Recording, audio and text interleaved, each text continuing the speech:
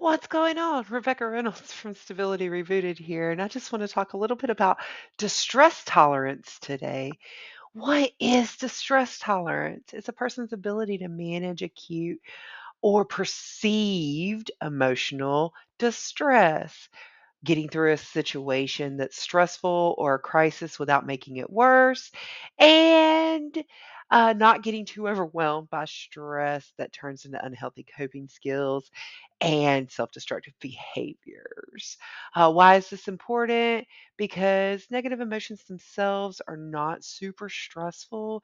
It's the label that we place on them that makes them distressful. If you think about it, good and bad are labels that we determine what good and bad is. They're subjective and not objective. So, wait, did I get that right? I don't know the difference between subjective and objective sometimes.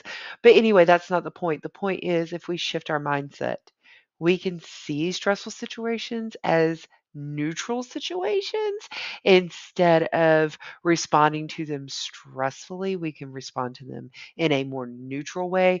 And when we present in a more neutral way, then it diffuses the crisis as a collective and the stress that is attached to that. When we go into a stressful situation in our brains, we go into that fight or flight response. It gets activated where our emotions become overwhelmed.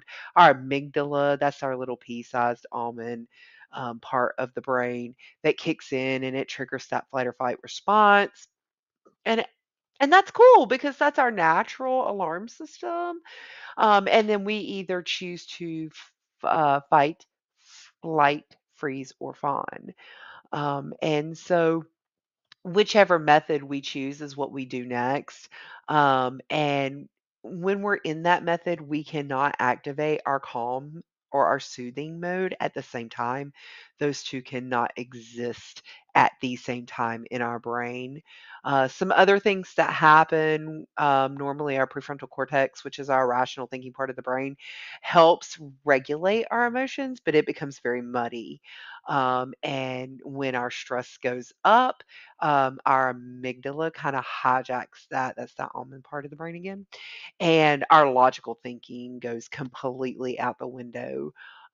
Therefore, it floods our prefrontal cortex with stress hormones, cortisol, adrenaline, things like that, and then it becomes very muddy. Sometimes it takes up to 2 hours to regulate your physiological self after that occurs, which is a long time to get your brain back into a space of calm and relaxation.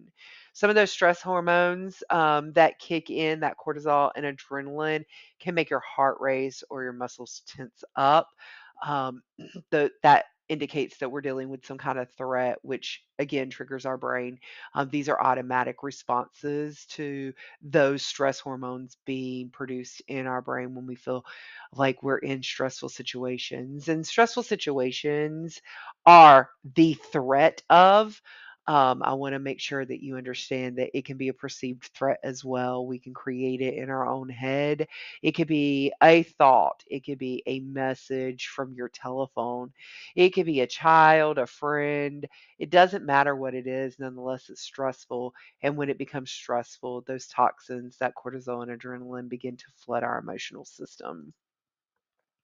Some early warning signs that are physiological that could help us identify that we are becoming a little stressed out is muscle tension, changing in breathing, digestive changes, persistent fatigue, and headaches or frequent aches in the bodies. All of these things are early warning signs that something is going on, but as humans, we tend to ignore our body cues, and then before we know it, we're burned out or we're in a stressful situation or in a crisis mode. So let's start focusing more on our internal self instead of our external self. So when you see these physiological signs, start asking internally, what is going on with my system? Why are my muscles tensing? What can I do differently so that my muscles don't tense up like this and I don't feel so stressed out in this moment? These are the preventative methods that can occur before it becomes a situation where have to take time out to get ourselves back together, or before we become sick because it weakens our immune system when we stay stressed out. We have to think about all of our life stressors. Like, we have work stressors, we have home stressors, we have in between stressors, we have stressors we created that don't even really exist just because we thought about some crap from our childhood.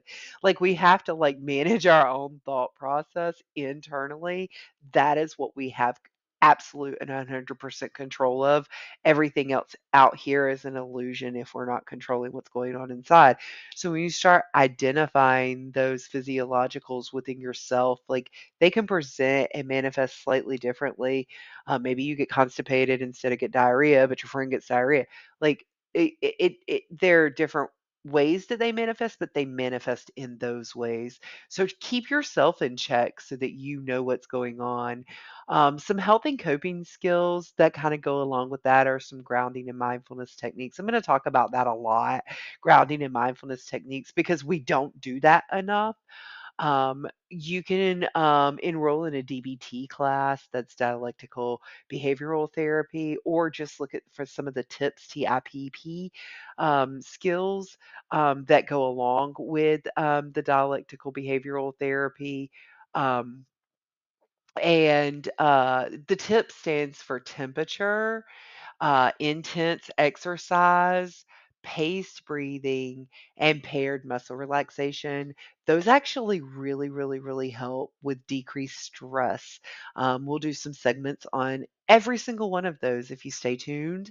Also, remember to decrease the distractions, or get some distracting techniques in your world that help.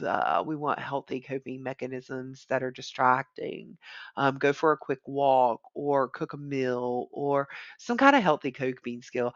I am cool with you actually going and hugging a tree. I know that sounds so crazy, and we talk about that hippy jippy stuff, but that is a grounding technique that actually settles and calms the anxiety and stress, the cortisol, and helps you get back to regular pretty quickly. And remember, there is self-soothing. You can use your senses for that.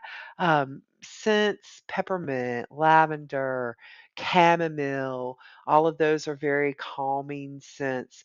Rubbing your arms or right here. Ironically enough, a lot of times when women hear tragic stories, especially associated with children, and they have children of their own, or they are showing empathy, they'll rub right here as the story is being told by the other person.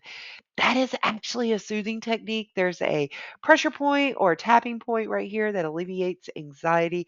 And so the rubbing actually gives that pain that you're feeling for the other person some place to actually be present and go to, and then it will be able to exit your body. So if you tap or rub right here, you're already helping yourself out. You didn't even know that. There's so much stuff we're doing every single day that's actually soothing. And if we be more consciously aware of the fact that we're doing it, it would help us in those situations. We just have to be consciously aware that we're doing it. Our body will tell us and give us cues. We're just not tuned into them. And then lastly, I want you guys to start really focusing on radical acceptance. And I know sometimes we use that term, it is what it is, and it will be what it is, and those little terms like that a lot, but we really don't practice what they really mean. Radical acceptance means accepting life on life's terms beyond what we want it to be, just like it is. We don't have to reduce what it is, we can accept it for exactly what it is. And so when we start to live our lives in that radical acceptance, this truly is what it is, and I am truly okay, and not just saying the words, then we can start to control more things that go on in our world, just organically, and also that goes on within our stressful environments. So I hope that that was very helpful in learning a little bit more about distress tolerance and how to cope with that on a regular basis. Stay tuned for more Stability Rebooted, and we give you the power to evolve.